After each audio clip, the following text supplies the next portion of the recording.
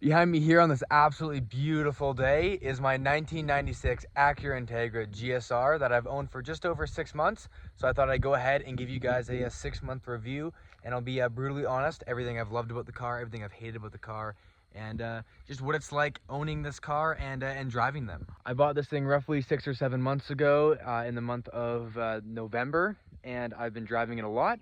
Now, I want to go ahead and start off by saying that this is by far my favorite car I have ever owned. I've owned around 12 cars, 3 of which are Integras, multiple Civics, Subarus, Toyotas. I had a Mark II Supra. I've had a bunch of different types of cars. I've driven a ton of different types of cars, and by far, this is my absolute favorite, and I'll go over why that is. Now, aside from just how beautiful this car looks, it's kind of got like a classic, kind of timeless look to the car.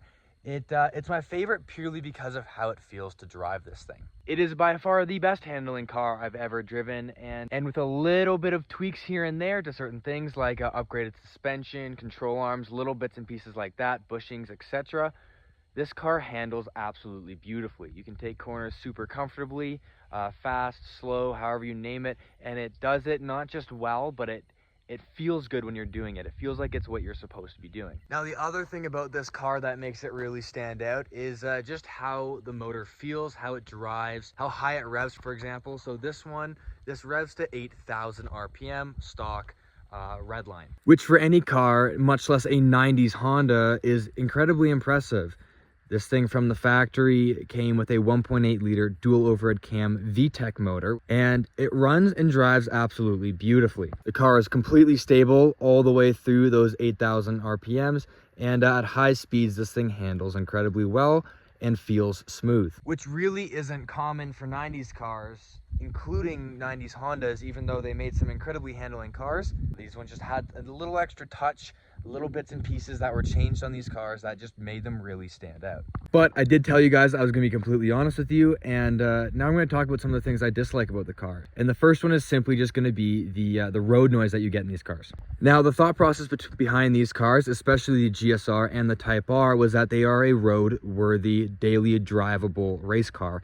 And because of that, these cars didn't really come with a ton of sound deadening. The Type R, for example, didn't even come with any sound deadening. This one had a little bit, but it really, you really hear a lot of road noise.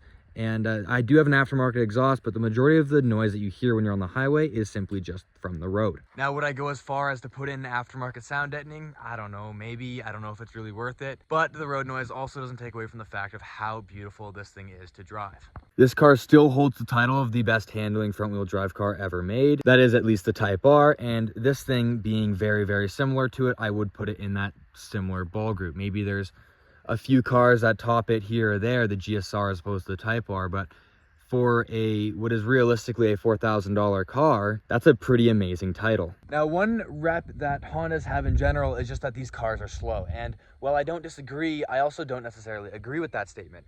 This car, being from the 90s, if you compare it to similar cars of its stature from the 90s, is fairly quick. I'm not going to call it fast, but I will call it quick.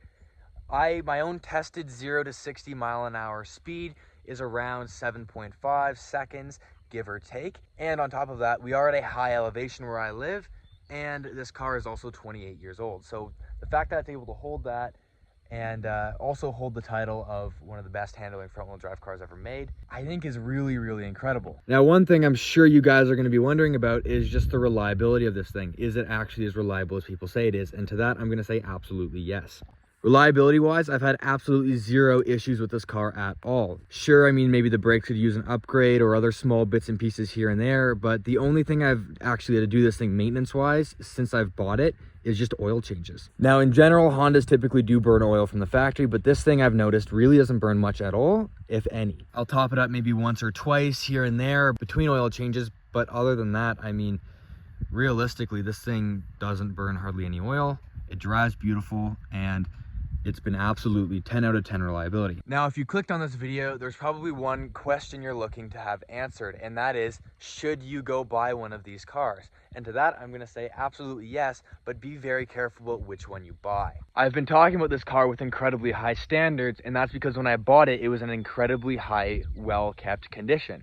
You need to be aware that a lot of these cars just really weren't kept that well, and that's why a lot of them are incredibly cheap.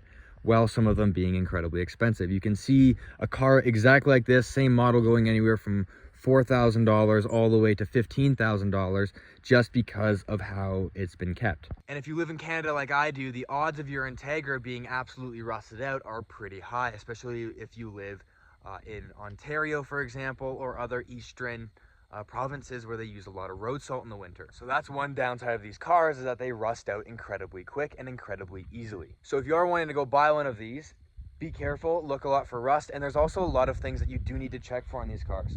You need to check the tie rods and your axles, because those are two common wear items on these cars. Now, they're incredibly cheap to fix and incredibly easy to fix, but it is something that likely is going to have to get done if you are buying one of these, especially if they're in rough shape. The other thing that is common to happen with these cars is that different gaskets will wear out and start to leak. Your oil pan and valve cover gasket are two gaskets that are very common to leak on these cars, and so that's another thing you want to look out for. Along with all that, you know, AC not working, little bits and pieces here and there. So if you're going to buy one of these cars, I would highly recommend getting one in good shape, because realistically, getting one that's in decent shape compared to getting one that's in really good shape, price difference isn't that much, but it will make a big difference going forward. Now, as for the review of this particular car, I'm sure that's something you guys want to hear about. So I'm going to rate some of the different aspects that you would look at when you're considering to buy a car. First one's going to be reliability. This one I'm going to give it a 9.5. Nothing in this life is perfect except for God. So that's why I'm not going to give it a 10. But I've had absolutely no issues with this car. I haven't had to do anything with it. My previous Integra, the only actual thing that ever broke on me was my radiator, which was the original one, being 25 years old. And it didn't even fully break, it just started to leak. So it would have been still technically drivable for a little bit if you were daylaying it. Handling, I'm going to give it an 8, simply because no car is near perfect handling. This isn't an F1 car. But if you're going to consider it for the price point, for its comparables, I mean, that's when you're going to start looking at close to a 9 or a 9.5. But overall, I mean, for what it is, for the price, and even comparable to cars on the road nowadays, I'm going to give this thing an 8 out of 10 for handling. As for power, I'm going to be mentioning specifically the GSR. I'm not going to be talking about the base model or the Type R. But for power, I'm going to give this thing a 6.5. It's nothing overwhelming, but it's also not bad. But in terms of the power they are capable of making, I'm going to give it like a 9, because these things are incredibly well known for being boosted, for being able to push a lot of power pretty easily. And because they are so light, they, on low power, even making 300 wheel horsepower, which isn't a lot in the grand scheme of things, these things are incredibly fast just because of how incredibly light they are. So for power, I'm going to give it a 6.5. For feeling of power, I'm going to give it a closer to an 8.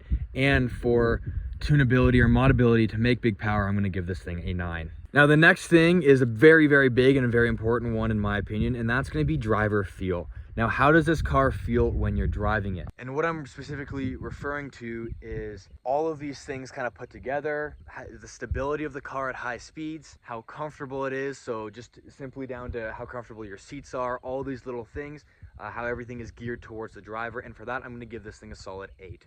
Now, it could be better, you know, better seats are a possibility, all these little things, sound deadening maybe a little bit more would have been nice, just so that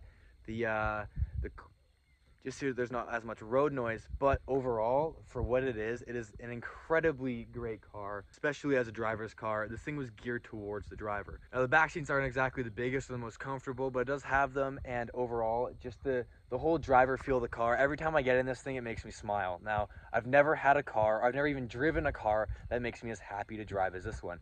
I've driven a lot of higher end cars, I've been in a lot of higher end cars, and nothing makes me as happy to be in, even riding shotgun, as this car does right here. And now the last thing, and maybe the most important if you're looking to buy one of these as a daily, that's the convenience factor. How's it as a grocery getter? How is it if you need to go on a road trip? All of these little things. How's it on gas? And that I'm going to give it a solid 8.5. And that is simply because of how it is a hatchback. Because of the hatchback feature, It has an incredible amount of space in the back. I can confidently say you could probably fit around 12 tires in the back with a passenger. It's sleepable. I've slept in the back of one of these comfortably, I may add. I'm 6 feet tall and I was able to fully stretch out in the back of this car. And its fuel consumption is still on par with modern cars. For me, what it looks like driving this thing with a little bit more city driving, lots of, I like to enjoy it. So hitting VTEC regularly, all those things, I get around 8 liters per 100. I don't know what that is in miles per gallon, but you can do the math yourself, which is pretty good. It's what you'd expect out of a 90s Honda, but I mean, for a 90s Honda with a higher performance engine with a high compression motor, that's pretty good. So overall, lots of good to say about the car. There's a few things here that I may change, but I mean, overall, it is by far the best car I've ever owned. It's an amazing ride.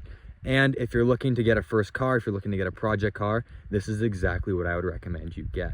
Now, if you already have one of these things are often stolen. They can be broken into pretty often, and that is a downside. However, I have made a video on that, so if you haven't seen that yet, go check out how to theft-proof your Honda. Otherwise, thank you guys so much for watching. I'll see you next time. Peace.